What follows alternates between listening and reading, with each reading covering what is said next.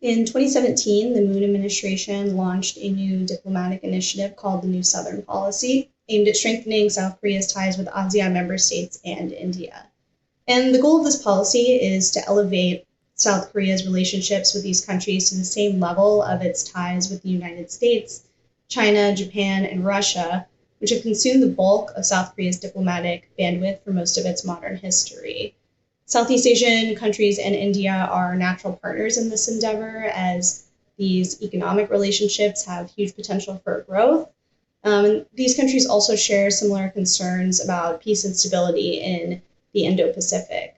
These are also relationships which already had a lot of momentum behind them. Many of these countries count among South Korea's strongest trade relationships in the region.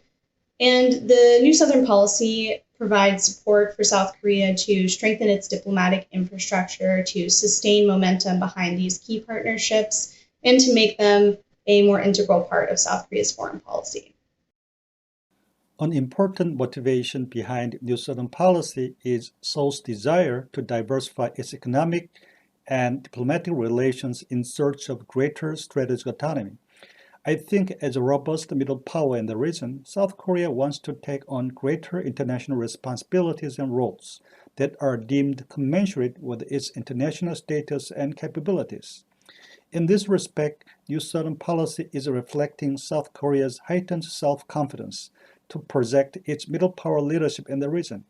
In order to achieve these goals, Seoul has been making greater efforts to diversify its trade and investment relations and reorient its diplomatic overtures toward South Asia, Southeast Asia, and beyond.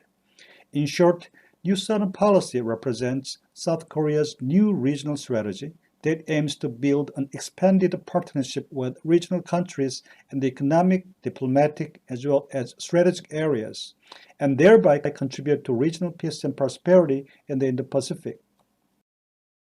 As part of its focus on India and ASEAN, the new Southern Policy must review if South Korea's economic and diplomatic outreach have been effective or not.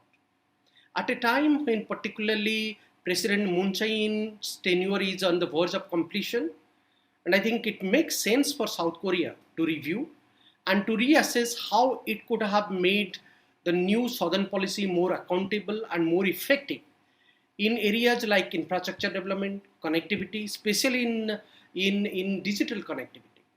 After all, the region of Indo-Pacific is witnessing new momentum in the post-pandemic period, and it makes sense for South Korea to stay engaged with the Indo-Pacific countries, particularly with India and the ASEAN countries, through a stronger connectivity and infrastructure diplomacy that the new Southern Policy promised under President Moon Jae-in.